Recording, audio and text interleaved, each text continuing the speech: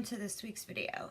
This week we are going to be having an introductory episode, I guess you could say, about shadow work and shadow self. Now, I'm so excited to do this video because it's been a while since I mixed psychology and my spirituality together. As you know, I did a lot of empath videos in the past, and that's kind of how I got a larger following in the beginning. I mean, I don't have a large following, but I mean outside of just like my friend group. And I'm also like a master's in counseling student, and then I have my holistic business and I'm a witch, right? So I love doing videos where I can mix the two together. So for the shadow work intro video, I'm going to be giving a little bit of the psychology as well as the witch side.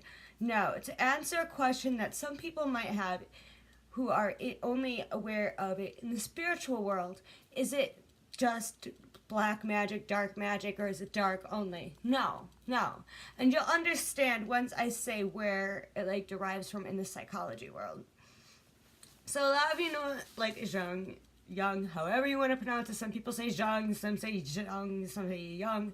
Or spiritual shadow is the same as running from your physical shadow. You can't escape it. No matter what you do, you can't escape it. I guess another way to look at it too is that it's the unknown dark side of our personality, because it consists of the primitive, negative, religiously deprecated human emotions and impulses like sexual lust, power, selfishness, greed, envy, and other behaviors that, whether it be from our own moral backing or spiritual backing or societal expectations that we don't like.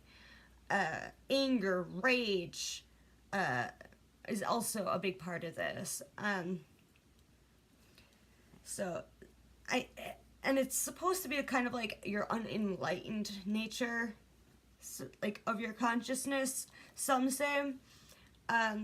But basically whatever we deem inferior, evil, unacceptable, and denying ourselves becomes part of the shadow. So it's basically what we repress is a good way to look at it. So what Jung, however you particularly want to pronounce his name, he called it the persona or the conscious ego personality. So it's the sum of the personal and collective psyche elements, which because their incompatibility with the chosen conscious attitudes are denied expression in life. I was looking down because it's a direct quote by a predecessor of Jung. So he, though, differentiated between the personal shadow and the impersonal or archetypal shadow, which acknowledges the transpersonal, pure, or radical evil within us. He also said that the shadow is the gold within our psyche, meaning that the shadow gold refers to the elements of the shadow that are actually precious and elements regulated to the shadow due to painful associations, so like traumas or other things that happen to us that we bury deep inside of us within our shadow. Societal judgments, as I said before, and cultural disapprovals and religious disapprovals, spiritual disapprovals that we just bury deep within us. And again, we cannot become whole. So we, again, rarely recognize this in ourselves. We just project it onto others.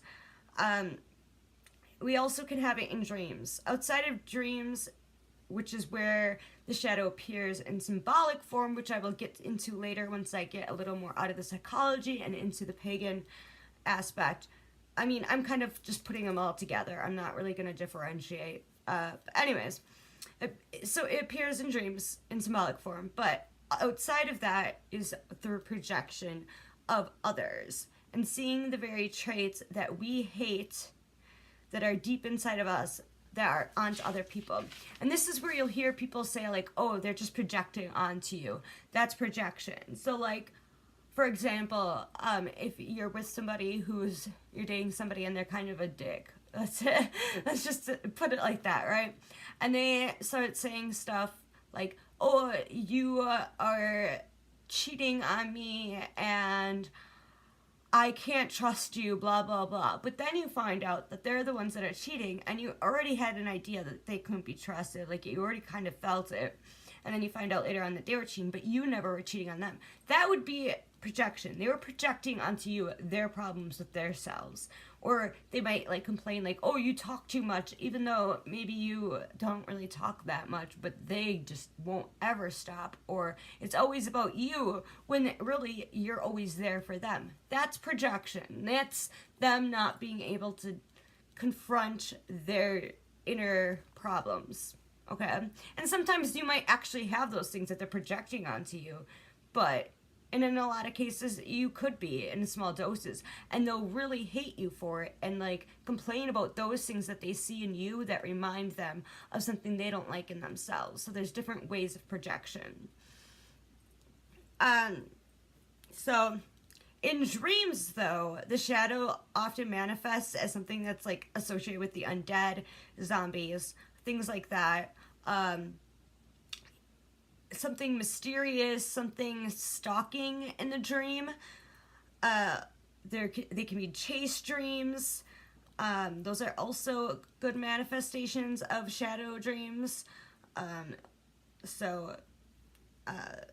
Sometimes the figure, or most times with most people, the figure in the dream happens to be of the same sex and can also have symbols expressing those aspects of the personality that are consciously denied by you, the dreamer.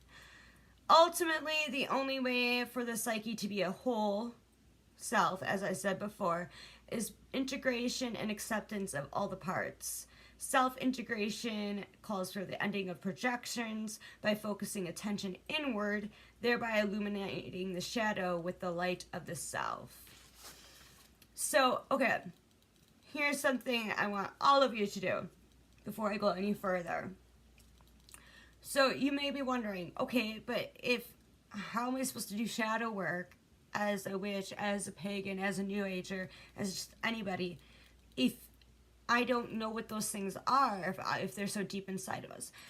One thing that we had to do in one of my psych courses, as well as I saw in one of my pagan books about shadow work, are actually the same exact little thing, exercise to find out. So think of somebody that you really don't like. Write down all of their qualities and then meditate on it and think about if there are instances that you can look back of you having certain behaviors or having done certain things like that. Now, you may not be like that all the time, but there may have been times in your life where you did present those things, and it is part of you. You're repressing it right now, but it is still part of who you have been at one point, and you have to accept that part of you.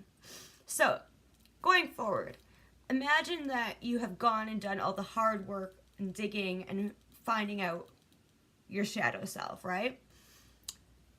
Well, once you have uncovered all these unconscious, buried elements and confronting painful emotions, because this is not easy work. This will be hard.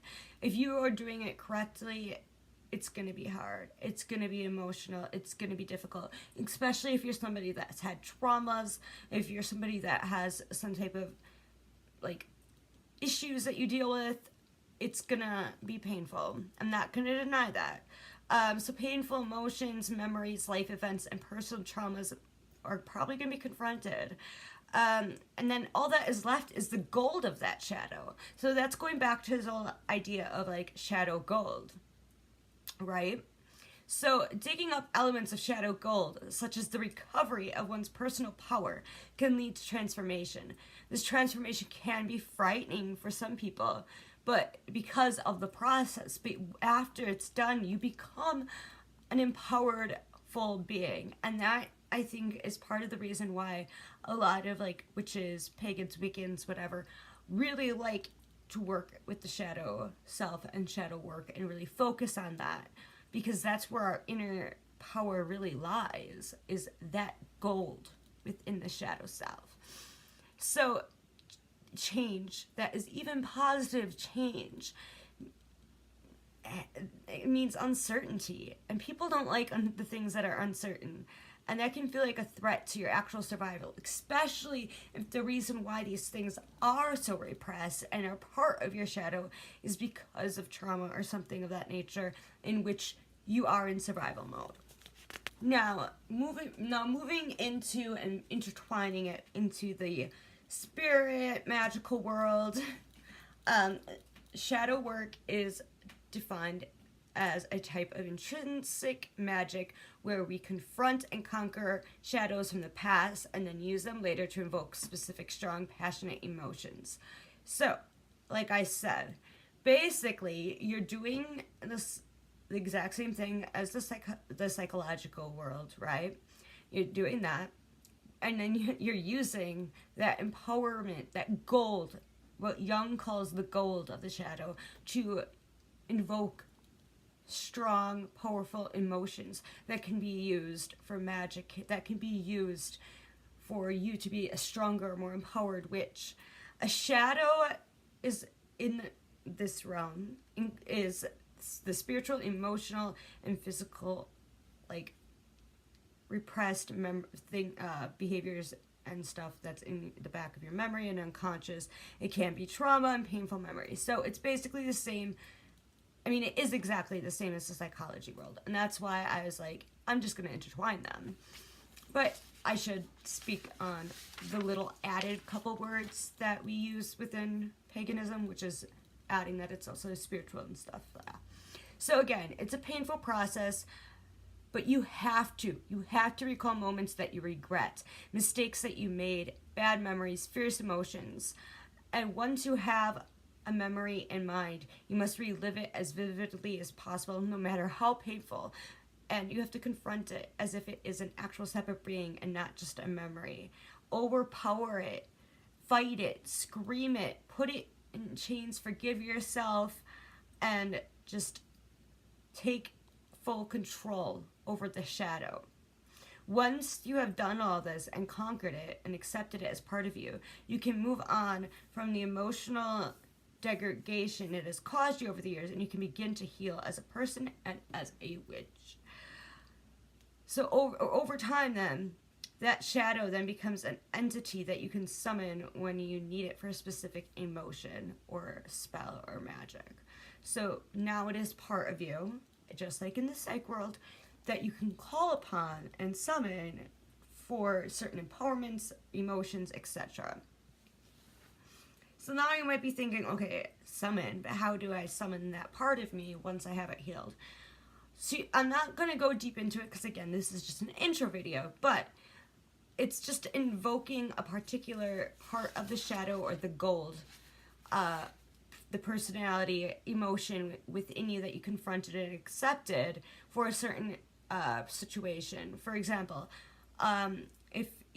so this is where people are like, well, isn't this just for black magic? Because some people do this for like hexing and curses and things like that. Well, now you don't necessarily have to do it for those purposes. You can do it for like more positive things. Like if you want to do an empowerment spell, wouldn't you want to call upon something that you have conquered? And the gold, like going back to Jung, it's about that gold. You want that gold. So if you're a white witch, a green witch, whatever, and you don't use dark magic, you want that gold that comes out of it. And plus, you want to be a full healed person. So you can call upon that energy for various types of spells, like healing spells, anything. So that's just an idea. The ways that you can use the shadow is like shadow cards, using tarot. And I've seen certain like witch YouTubers actually do demonstrations of this and talk very well in depth about this. Maybe in the future I will do that, but I don't know. shadow sigils, books of shadows actually are a type of using shadow work depending on how you use it. And some people just write their spells that they like or recipes that they like, but others use it as also a journal. Most use it for both. And that journal aspect can be part of your shadow work. Other things you can do is meditation, journaling, dream work, especially because, like I said, they do come through in your dreams.